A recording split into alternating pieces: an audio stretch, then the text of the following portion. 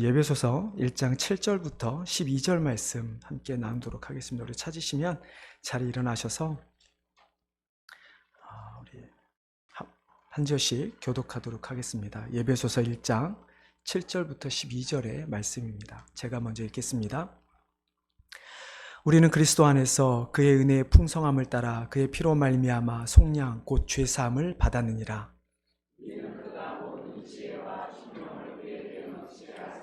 그 뜻의 비밀을 우리에게 알리신 것이요 그의 기뻐하심을 따라 그리스도 안에서 때가 찬 경륜을 위하여 예정하신 것이니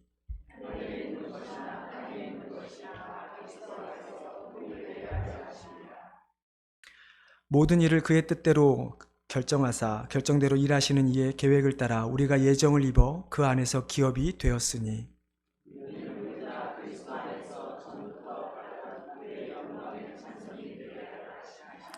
아멘.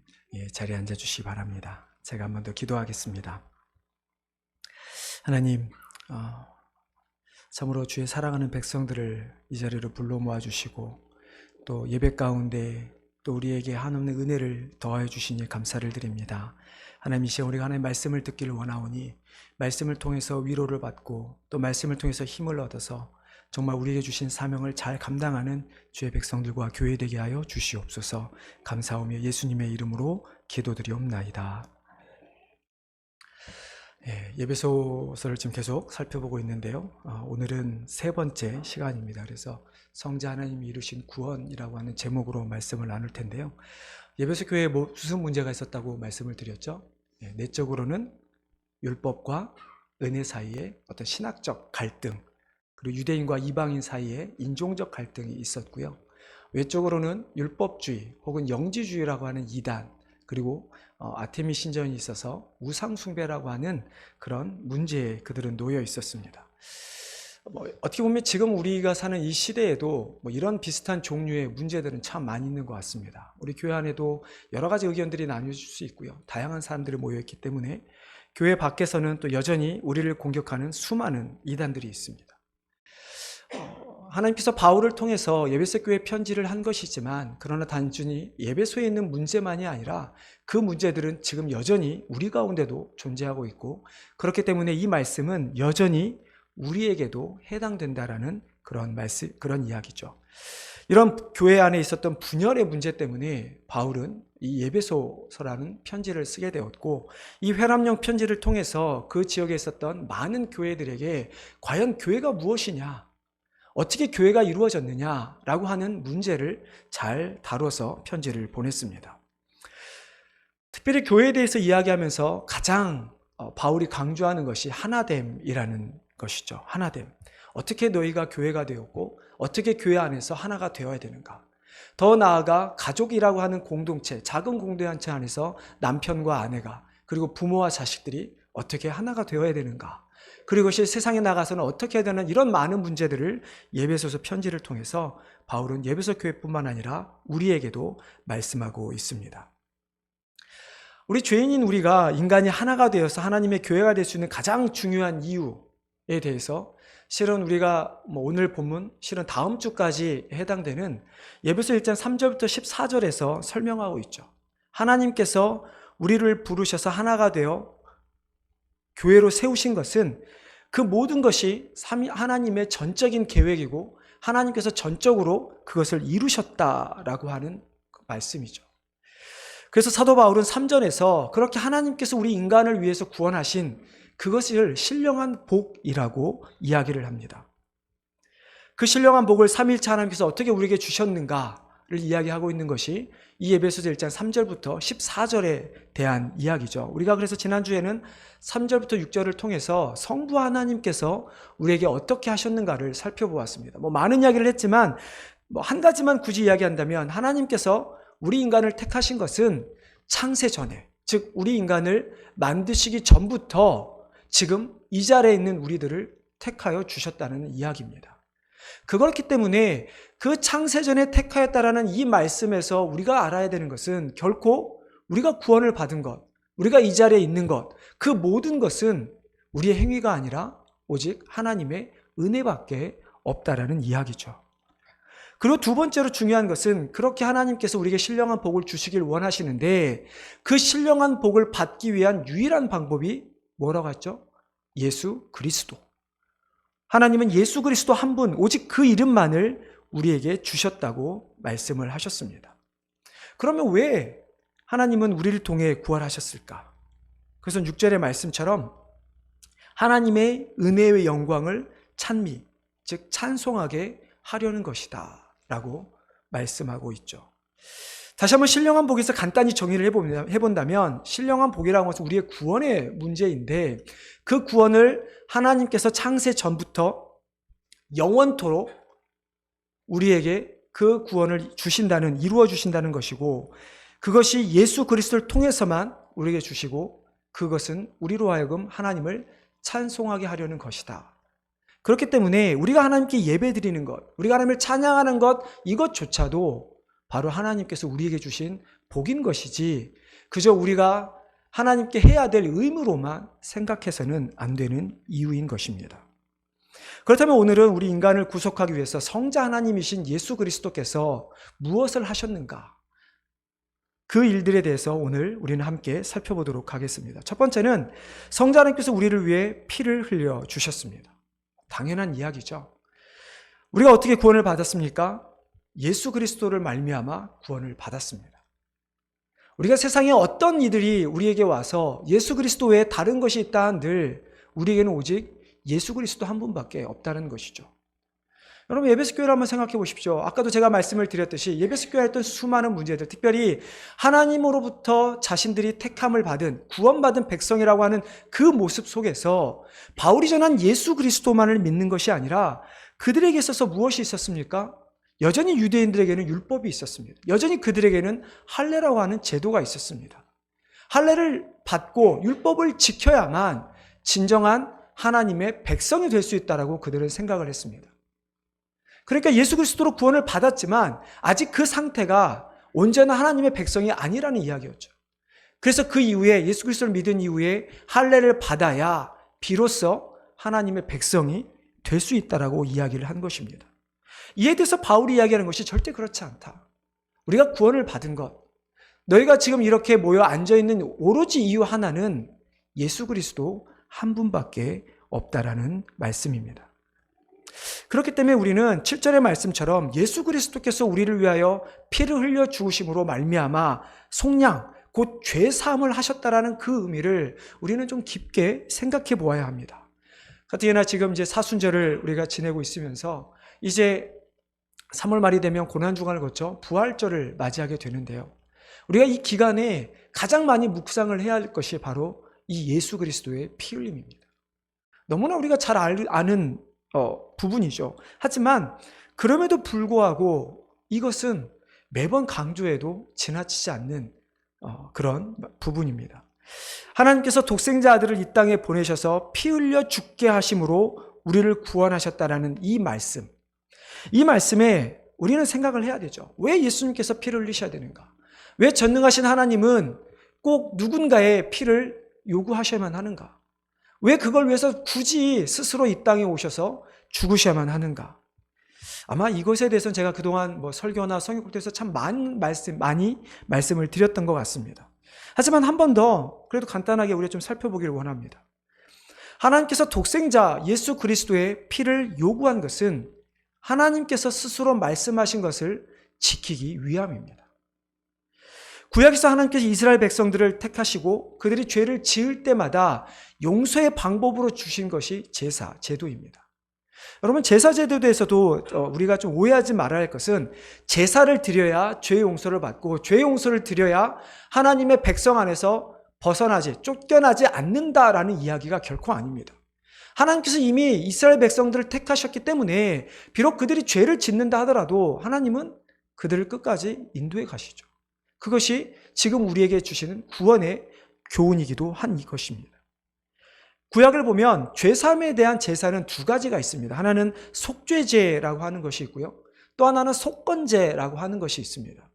속죄제는 쉽게 말하면 우리가 의도하지 않게 지은 죄, 내가 남을 이렇게 험담하지 않으려고 했는데 험담을 했거나 내가 누구를 때리지 않으려고 했는데 그냥 나도 모르게 뭐 때렸거나 어떤 실수로 돌을 떨어뜨렸는데 그 돌이 누군가 뭔가에 맞아서 다쳤거나 뭐 이런 것들을 의미합니다. 하지만 속건제는 하나님의 성물을 만졌거나 분명히 의도적으로 만지지 말라고 하는 그것들을 만지거나 율법을 지키지 않았거나 이웃에게 악을 행하며 손해를 입히는 경우, 도둑질 같은 경우에 해당되죠. 이렇게 하나님께 용서를 구해서 내가 알지 못하게 죄를 지었든 내가 알고 죄를 지었든 하나님 앞에 회개를 해야 되는 것이 그 당시 하나님께서 이스라엘 백성들에게 제사라고 하는 제도를 주셨던 이유입니다. 잘 아는 것처럼 우리는 그 제물을 데려다가 손으로 그 제물 머리 위에 얹고 마치 자신의 죄가 이 양에게 혹은 염소에게 혹은 다른 동물들에게 전가되는 그 모습을 통해 그 동물을 잡아 죽임으로 우리의 죄가 사함을 받는다라는 이야기죠. 제사 제도에서 가장 중요한 것은 그렇기 때문에 피 흘림입니다. 물론 어떤 종류의 동물이 필요하냐, 우리가 흠없는 동물을 준비를 해야 되지만, 그러나 그 제도에서 가장 중요한 것은 말씀드린 것처럼 피 흘림이라는 것이죠. 왜냐하면 피 흘림이란 생명은 오직 생명으로만 속죄할 수 있다는 의미이기 때문입니다. 내가 죄를 지으면, 내가 하나님 앞에서 죄를 지으면 그 순간 내 생명을 하나님께 드려야 하는 죄를 짓는 것입니다. 내가 죽어야 하는데 하나님께서는 우리 사람의 이스라엘 백성들의 그들의 목숨을 취하는 것이 아니라 그들을 너무나 사랑하셔서 그들에게 생명을 보존할 수 있는 방법으로 제사라고 하는 제도를 지어주신 것이죠. 이렇게 생각하면 또 어떤 분들은 우리 입장에서 보면 죄를 구분하죠. 아까 속죄죄와 속건죄를 이야기 드렸듯이 죽을 만한 죄, 죽지 않을 만한 죄. 우리 인간은 항상 어떤 약간 이분법적인 논리를 항상 가지고 있습니다. 그래서 우리는 나는 죽을 만한 죄를 짓지 않았기 때문에 나는 선한 사람이다 라고 우리는 생각합니다. 여러분들, 이것은 세상의 논리이죠. 하나님의 보시기에 어떨까요? 하나님의 보시기에 내가 남에게 죽을 죄이든 죽지 않을 만한 죄를 짓든 그것이 무슨 의미가 있을까요? 예전에도 한번 말씀드렸던 것 같습니다. 하얀 도화지에 점은 하나 찍든 그 도화지에 검은색으로 다 칠하든 그 종이는 더 이상 하얀 종이가 될 수 없는 것입니다. 마찬가지로 하나님께서, 하나님 앞에서 우리는 내가 도둑질을 하나 살인죄를 짓나 혹은 내가 거짓말을 하나 다른 사람을 넘어지게 하나 그 모든 죄가 똑같다는 이야기입니다. 아담과 하와가 선악과를 따먹는 순간 우리 인류 가운데 죄성이라고 하는 본성이 자리 잡게 되었고 그 죄성이라고 하는 본성은 끊임없이 우리를 넘어뜨리고 있는 것이죠. 아마 살아가면서 어느 한 사람 화를 내지 않는 사람 없을 것이고 나에게 잘못하는 사람에게 짜증내지 않는 사람 없을 것입니다. 여러분, 그 마음 또한 결국은 우리의 죄성에서 나온다는 것을 우리는 알아야만 하죠. 하나님께서는 분명히 노아 때 시작해서 아브라함을 거쳐 사람을 택하셨지만 그러나 그들이 율법을 지키고 제사를 잘 드렸기 때문에 그들을 택한 것이 아니라 택한 백성이 하나님을 떠나지 않게 하기 위해 피 흘림이라고 하는 것이 필요했고 그 피 흘림에 대한 제사가 완전한 것이 아니기 때문에 1년에 한 번씩 대속죄일에 제사장이 이스라엘 전체를 위해서 속죄한 그것조차도 완벽하지 않기 때문에 그것을 예표해서 후에 예수 그리스도께서 이 땅에 오셔서 피 흘려 죽으신 것이죠.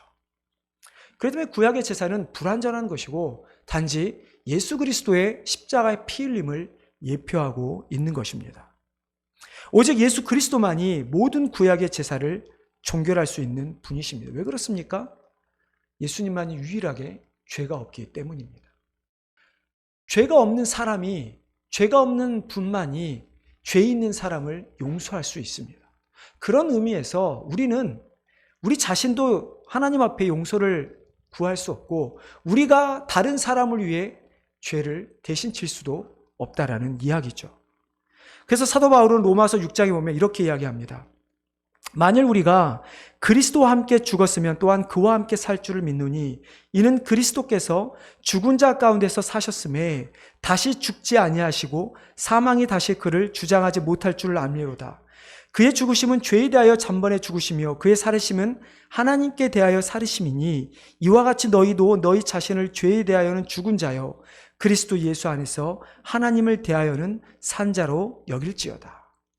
우리 인간으로는 도저히 그 죄를 벗어날 수 없는데 우리가 우리 자신의 죄 때문에 우리는 죽을 수밖에, 죽었던 죄인이지만 그러나 피 흘려 죽으신 예수 그리스도 그 한 분 때문에 더 이상 죄가 우리를 다스리지 않고 우리는 영원한 구원을 받은 자들, 하나님의 백성이 되었다라는 이야기입니다. 결국 예수 그리스도만이 죄 사할 수 있는 모든 필요 충분 조건을 갖추었다라는 이야기죠. 그렇기 때문에 히브리서 기사도 오직 예수 그리스도만이 참 것이고 그분만이 지성소에 들어가서 자기 자신을 드림으로 말미암아 우리 모두를, 인류를 구원할 수 있었다라고 이야기를 동일하게 하고 있는 것입니다. 그렇기 때문에 우리가 구원받기 위해서 성자 하나님이신 예수 그리스도의 그 피 흘림은 당연히 있어야만 하는 것입니다. 그것이 없다면, 그리고 그것이 단지 죽음으로만 끝났다면, 그리고 부활이 없다면 우리가 의미가 없겠지만, 그러나 그의 피 흘려 죽으심과 부활 때문에 우리는 영원한 생명을 얻게 되는 것이고 지금 이렇게 하나님 앞에 나와 예배를 드릴 수 있는 것이죠. 두 번째는 하나님께서는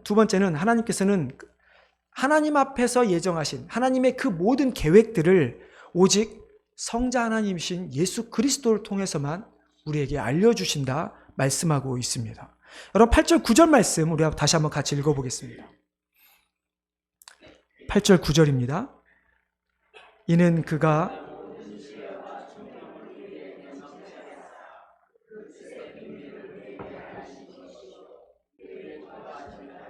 그리스도 안에서 때가 찬 경륜을 위하여 예정하시는 것이니, 하나님께서 우리에게 이 신령한 복이라고 하는, 이 구원이라고 하는 그것을 우리에게 알려주기 위해서 하나님의 모든 지혜와 총명을 우리에게 넘치게 주셨다고 말씀합니다. 그리고 그 지혜와 총명은 역시 다시 이야기하면 그것을 통해서 하나님의 가지신 깊은 뜻의 비밀, 즉 구원의 비밀을 우리에게 알려주시겠다 말씀하고 있는 것이죠. 즉 하나님은 단순히 우리에게 예수 그리스도를 통해서, 그분의 피를 통해서 구원만, 그래 구원받았어, 됐어, 끝, 이게 아니라 왜 우리를 구원하셔야 되는지, 그리고 구원받은 것의 의미가 무엇인지, 그리고 우리가 구원받았다면 또 어떻게 하나님의 뜻을 찾아서 이 땅에서 살아가야 하는지에 대한 그 모든 것들을 오직 예수 그리스도를 통해서만 우리에게 알려주시겠다라는 그런 말씀입니다. 우리가 지난주에 살펴본 것처럼 하나님은 창세 전에 우리를 택하셨습니다. 창세 전부터 우리를 구원하셨던 것, 유한한 우리 인간으로서는 그런 무한한 하나님의 뜻을 이해할 수가 없습니다. 창세 전에 예비하신 것을 기껏해야 100년, 그래도 좀 길어진 거죠. 기껏해야 100년 사는 인간이 어떻게 알 수 있을까요? 대체 하나님께서 우리를 어떻게 흠이 없고 거룩하게 하시겠다는 것인지, 그리고 우리를 어떻게 영원한 하늘나라에서 함께 살게 하시겠다는 것인지 우리는 절대로 그 뜻을 이해할 수가 없습니다. 그렇기 때문에 성경이 베스트셀러라고 할지라도, 성경을 읽는다 할지라도 하나님의 도우심이 없으면 이해할 수가 없는 것이죠.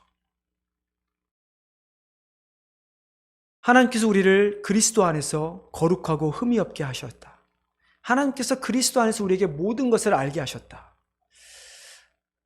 단적으로 하나만 이야기하면 이해되기 쉬울 것 같습니다. 여러분 어떻게 예수 그리스도를 믿게 되셨습니까? 아마 누구나 다 예수님을 영접한 순간들이 있을 것입니다. 어떤 분들은 정말 놀라운 어떤 체험을 한 분들도 있을 것이고요. 어떤 분들은 어렸을 때부터 꾸준히 말씀 가운데, 예배 가운데 자연스럽게 믿어지는 사람들도 있을 것입니다. 하지만 그럼에도 불구하고 당신은 어떻게 구원을 받으셨습니까? 라고 질문하면 어느 누구도 그것에 대해서 어느 순간 누군가가 나에게 와서 복음을 전했고 그래서 나는 그걸 듣고 깨달아서 내가 믿게 되었습니다 라고 말한다 한들 그것은 잘못된 것이죠. 우리가 예수님을 믿게 된 것, 그 누군가는 어떻게 믿게 되었을까요?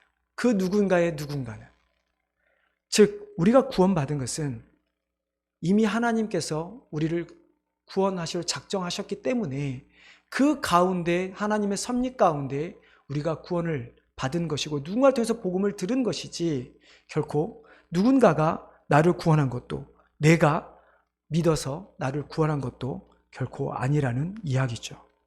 그렇기 때문에 우리는 구원이라고 하는 것을 비밀이라고 이야기하는 것입니다. 뿐만 아니라 구원이 비밀이 되는 것은 이것이 모든 자에게 베풀어지는 것이 아니기 때문입니다. 하나님은 성경에서 분명히 우리에게 구원받을 자와 택함받은 자와 버려진 자들이 있다고 이야기를 합니다.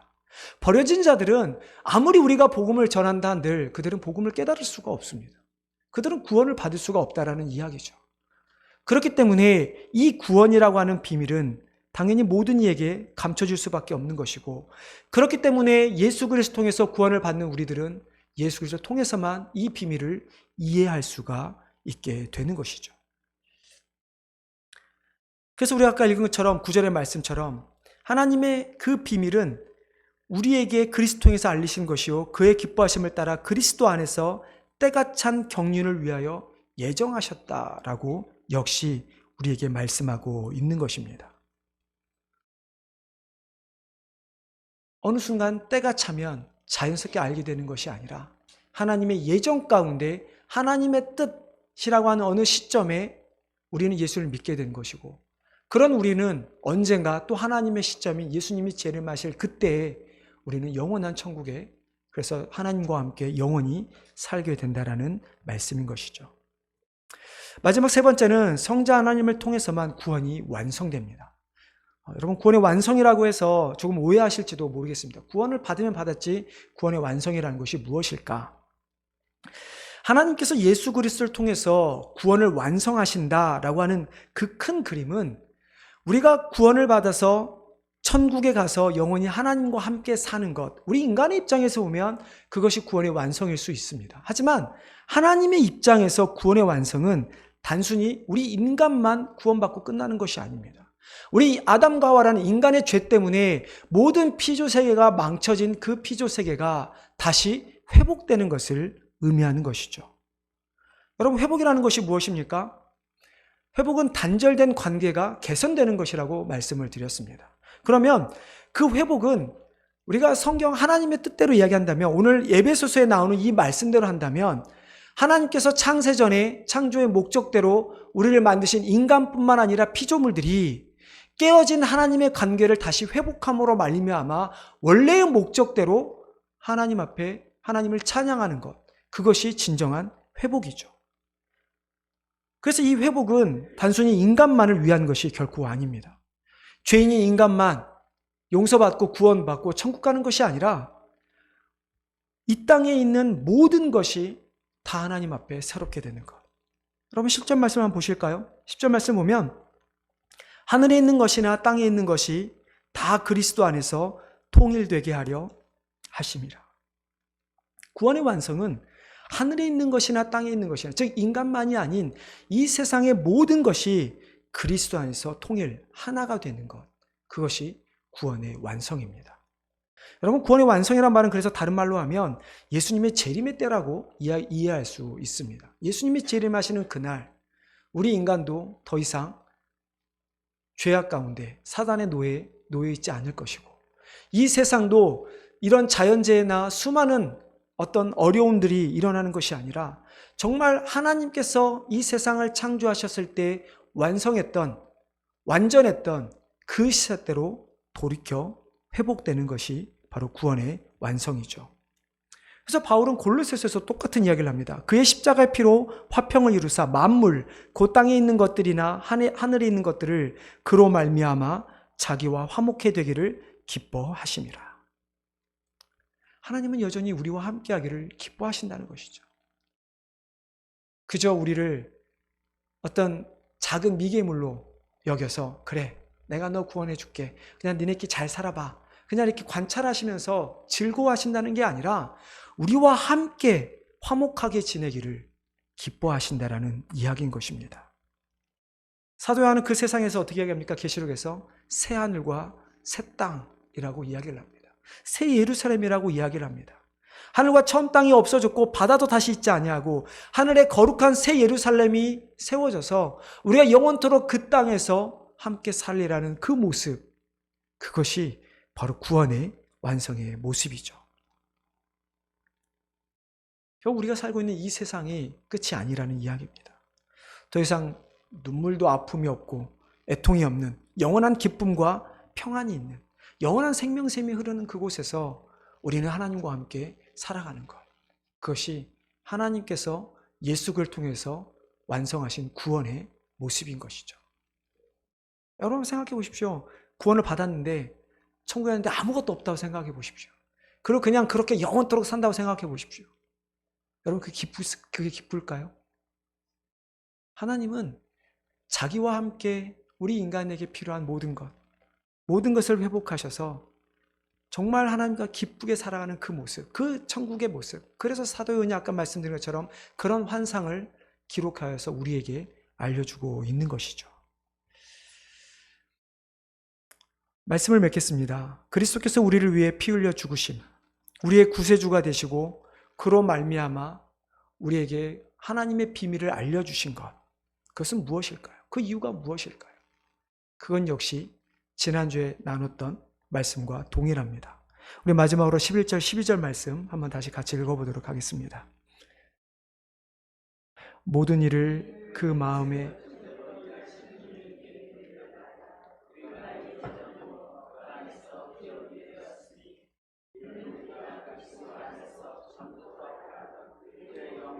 찬송되게 하려 하심이라.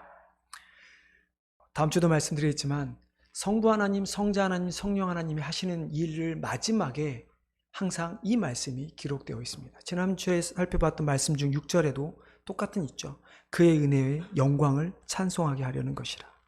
오늘 12절에도 그리스도 안에서 전부터 바라던 우리로 그의 영광의 찬송이 되게 하려 하심이라. 여러분, 우리의 삶의 목적이 바로 이것입니다. 하나님께서 우리를 구원하신 비밀이 바로 이것입니다. 그냥 우리가 하나님 없이 살아가는 것도 아니고 하나님도 우리 없이 그저 지내는 것이 아니라 하나님이 원하시는 것은 우리와 함께 하시는 것이고 그런 우리를 통해서 찬양과 찬송을 받기 원하시는 것, 예배를 받기 원하시는, 영광을 받기 원하신다는 말씀인 것이죠. 그렇기 때문에 우리가 창세전부터 우리를 택하셨다. 예수 그리스도의 피 흘리심으로 우리를 구원하셨다. 그리고 우리를 통해서 하나님 나라를 계속 이루어 가신다 하는 이 모든 것의 가장 큰 목적은 바로 하나님께 영광을 올려드리는 것입니다. 여러분, 이것이 우리의 존재의 이유입니다. 우리가 살아가면서 하나님을 찬양하지 않으면, 하나님을 하나님으로 온전히 인정하지 않는다면 우리는 이 땅에서 구원받은 자로서의 삶을 살아갈 이유가 전혀 없습니다. 우리가 지금 이 자리에 앉아있는 것이 마치 더 큰 복을 받기 위해서, 혹은 이렇게 하지 않으면 벌을 받기 위해서라면, 혹은 다른 목적이 있는 것이라면 우리는 이 자리에 있을 이유가 전혀 없는 것입니다. 하나님께서 우리를 이 자리를 통해서, 우리의 예배를 통해서 받길 원하시는 것, 그것은 마땅히 창조주로서, 구원주로서 합당한 영광을 받기 원한다는 이야기죠. 여러분, 무엇을 위해 살아가길 원하십니까? 더 즐기고, 더 놀고, 더 많은 걸 누리기 위해 살아가고 있지는 않습니까? 실은 이스라엘 백성들처럼, 혹은 지금 예배소에 있는 이 성도들처럼 내가 더 인정받고자 하는 것이 무엇인지에 따라서 하나님과 세상의 것 사이에서 여전히 저울질하며 살아가고 있지는 않습니까? 분명히 성경은 우리에게 구원하신 방법, 예수 그리스도, 구원하신 이유, 하나님의 영광에 찬송이 되게 하는 것, 그 두 가지 외에 어떤 것도 우리에게 주신 적이 없다는 것입니다. 우리에게 살 수 있도록 먹을 것과 마실 것과 입을 것을 주는 것도 바울이 뭐라고 이야기합니까? 다 하나님의 영광을 위해서라고 이야기하지, 결코 하나님의 백성들이 이 땅에서 잘 살기 위해서 주신다라고 말한 적이 없습니다. 그렇다면 우리가 기억할 것은 무엇입니까? 내가 어떠한 삶에 있다 할지라도 오직 하나님의 은혜를 바라보는 것, 하나님의 영광을 바라보는 것. 그래서 다른 사람이 보기에 우리는 사람의 눈은 얼마든지 속일 수 있습니다. 사람의 귀는 얼마든지 막을 수 있습니다. 하지만 우리는 하나님을 속일 수 없다는 것을 기억해야 할 것입니다. 그래서 우리는 사람을 위해서 살아가는 것이 아니라 하나님을 바라보며 하나님께서 기뻐하실 일, 그 일을 위해 우리는 온전히 살아가야 한다는 것이죠. 그러면 하나님께서는 그리스도를 통해서 자녀 삼아 주신 것, 구원하신 것, 내가 영원토록 그것을 절대로 놓지 않겠다, 끝까지 이루어 주시겠다 말씀하고 있는 것입니다. 이런 놀라운 은혜, 이런 하나님의 그 기쁘신 그 사랑이 우리 성도님들과 교회 가운데 항상 넘쳐나기를 주님의 이름으로 축원합니다. 하나님 참으로 감사합니다. 우리가 마땅히 우리가 생명을 내어 우리의 죄를 용서를 받아야 하건만, 회개해야 하건만, 하나님 우리가 이미 죄인이어서 우리 스스로 우리 죄를 회개할 수 없기에, 그래서 영원한 죽음에 들어갈 수밖에 없기에 그런 우리를 불쌍히 여기셔서 예수 그리스도 독생자를 통하여 그의 죽음으로 말미암아 그리고 부활하심으로 말미암아 우리를 죽음 가운데서 영원한 생명으로 인도하여 주시니 감사를 드립니다. 하나님 항상 우리 가운데 그 그리스도의 은혜가 넘치게 하여 주시고, 그렇기 때문에 내가 살아가는 것이, 내가 이 자리에 있는 것이, 내가 열심히 봉사 헌신하는 것이 내가 하는 것이 아닌 오직 하나님의 은혜였음을 깨닫게 하여 주시옵소서. 하나님, 그래서 우리가 이 땅 가운데 하나님께서 예수 그리스도를 통하여 정말 구원의 완성을 이루겠다고 말씀하셨사오니, 하나님 정말 우리에게 맡겨주신 그 복음의 사명을 위해 우리도 끊임없이 달려가게 도와주시고, 하나님께서 땅에 있는 것이나 하늘에 있는 것이나 땅에 있는 모든 것을 통하여 하나 되게 하셨다는 그 말씀을 기억하며, 하나님 우리도 그 하나됨을 위해 온전히 달려가는 주의 귀한 주의 백성들 되게 하여 주시옵소서. 하나님, 그럼에도 불구하고 우리의 능력은 너무나 부족합니다. 하나님, 우리의 의지가 부족합니다. 하나님, 우리에게 함께하여 주시옵시고 우리에게 능력을 더하셔 주셔서 세상을 향해 싸우며 나아갈 때 넘어지는 것이 아닌 승리하며 나가는 주의 귀한 성도들 되게 하여 주시옵소서. 감사하며 예수님의 이름으로 기도하옵나이다. 아멘. 이제 우리 준비하신 예물 하나님께 올려드리겠습니다.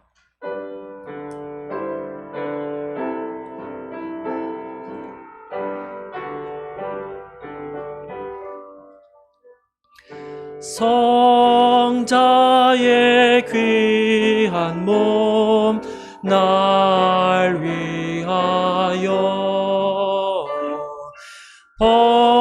버리신 그 사랑 고마워라. 내 머리 숙여서 주님께 비는 말 나무어 주님께 바치리까. 하나님, 하나님의 은혜를 감사를 드립니다. 참으로 우리를 구원하신 그 은혜, 우리가 그 은혜에 감사하며 주의 전에 나올 때 그냥 나오지 아니하고 귀한 예물 들고 나옵니다. 하나님, 이 예물을 드리는 우리 마음을 주여 받아주시옵시고, 정말 우리가 드리는 이 마음들이 하나님의 사랑으로, 하나님의 은혜로, 또한 감사함으로 더욱 넘칠 수 있도록 도와주시옵소서.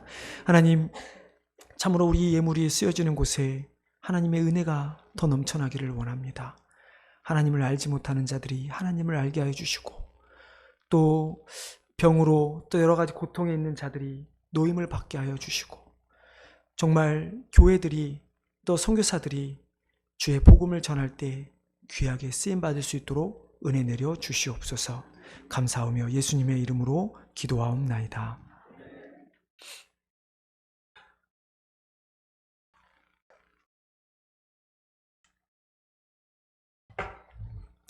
우리 자리에 일어나셔서 마지막 찬양 함께 하나님께 올려드리겠습니다.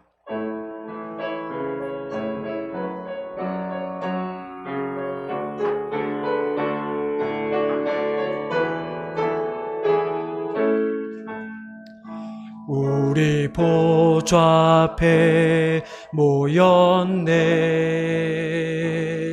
함께 주를 찬양하며 하나님의 사랑 그 아들 주셨네. 그의 피로 우리 구원받았네. 십자가에서 쏟으신 그 사랑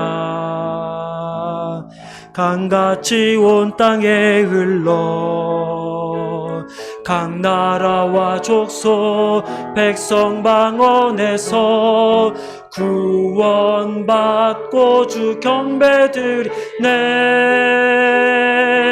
구원하심이 보좌에 앉으신 우리 하나님과 어린 양께 있도다.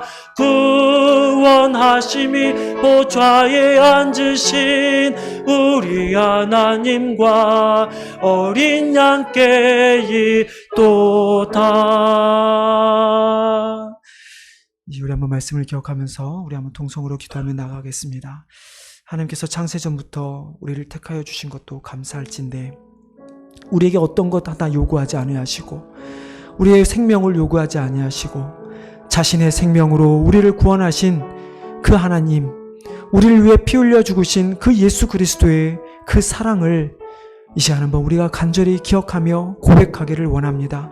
그래서 우리가 이 땅에서 살아갈 때 정말 우리가 다른 것 구하는 것이 아니라 정말 그 그리스도의 사랑이 우리 가운데 넘칠 수 있도록 예수 그리스도의 그 보혈의 피로 말미암아 우리가 구원받았다는 그 사실이 끊임없이 우리의 삶에서 우리에게 기쁨을 줄 수 있도록 그 은혜가 넘치도록 이 시간 우리만 간절히 하나님 앞에 구하는 기도를 드리길 원합니다. 다 같이 기도하겠습니다. 아버지 하나님, 하나님의 은혜를 감사를 드립니다. 하나님, 참으로 우리를 구원하신 하나님, 우리가 우리 죄를 고백해야 될 것이고 하나님 우리의 생명을 다해 우리의 죄를 다할지인데 하나님 그런 우리를 주여 버리지 아니하시고 아버지 그런 우리조차도 사랑하여 주셔서 우리를 예수 그리스도로 말미암아 구원하여 주시니 감사를 드립니다. 하나님 우리가 아직 죄인 되었을 때 예수 그리스도로 말미암아 하나님의 사랑을 확정하셨다는 그 말씀을 기억하면서 하나님 창세전부터 우리를 계획하신 가운데 그리스도께서 이 땅에 오셔서 피 흘려 죽으셔야 하는 그 계획을 세우셨음을 아버지 우리 다시 한번 깨닫게 해주시니 감사를 드립니다. 하나님 참으로 우리가 구원받을 것이 오직 예수 그리스도의 그 보혈의 피밖에 없음을 기억하게 도와주시옵시고 아버지 이 땅에서 하나님의 구원의 의미를 깨닫고 구원받은 자로서 살아갈 수 있는 것이 오직 그리스도 안에서만 깨닫게 도와주셔서 하나님 우리가 끊임없이 그리스도로 말미암아 구원의 확신을 얻고 그리스도로 말미암아 구원의 사명을 감당하는 주의 백성들 될 수 있도록 은혜 내려 주시옵소서. 하나님 우리를 구원하신 그리스도가 우리를 피 흘려 죽으신 것이 정말 우리로 하여금 하나님의 은혜와 영광의 찬미가 되게 하려는 그 하나의 목적임을 우리로 기억하게 도와주셔서 하나님 우리가 이렇게 주일 나와서 예배 때만이 아니라 우리의 모든 삶의 한순간순간마다 우리의 삶이 진정으로 하나님께 예배하는 귀한 삶이 될 수 있도록 은혜 내려 주시옵소서. 은혜를 감사합니다. 하나님 참으로 우리의 삶에서 오직 그리스도의 그 보혈의 피로 말미암아 항상 감사와 기쁨이 넘쳐나기를 간절히 원합니다. 그리스도를 믿는 것 때문에 나에게 주신 복으로 말미암아 기뻐하는 것이 아니라 구원이라고 하는 영원한 그 신령한 복이 우리에게 예정되어 있고 또 우리에게 주셨고 또 그것이 주님 오실 그날까지 절대로 뺏기지 않을 것을 확신하기에 하나님 그로 말미암은 감사와 영광을 올릴 뿐만 아니라 우리에게 영원한 기쁨이 될 수 있도록 허락하여 주시옵소서. 비록 우리의 육신이 연약해지고 또 우리의 삶에 여러 가지 고난의 일들이 찾아오고 하나님 우리가 알 수 없는 일들이 우리에게 찾아온다 할지라도 그리스도께서 우리를 위해 죽으신 그 하나만으로 감사하며 기뻐 생활하는 귀한 주의 백성들 되게 하여 주시옵소서. 하나님 그 기쁨을 우리가 세상 가운데 나타나기를 원합니다. 내가 가진 것 그 중에 가장 귀한 예수 그리스도를 나누는 온전히 주의 귀한 백성들과 교회 되게 하여 주시옵소서. 이제는 우리 주 예수 그리스도의 은혜와 하나님의 놀라우신 사랑과 성령의 충만하심이 창세전부터 그리스도 예수로 말미암아 예정 가운데 있었던 우리 그리스도의 보혈로 말미암아 우리를 구원하신 주의 온 백성들 머리 위에 그리고 교회 위에 지금부터 영원토록 함께 있을지어다. 아멘.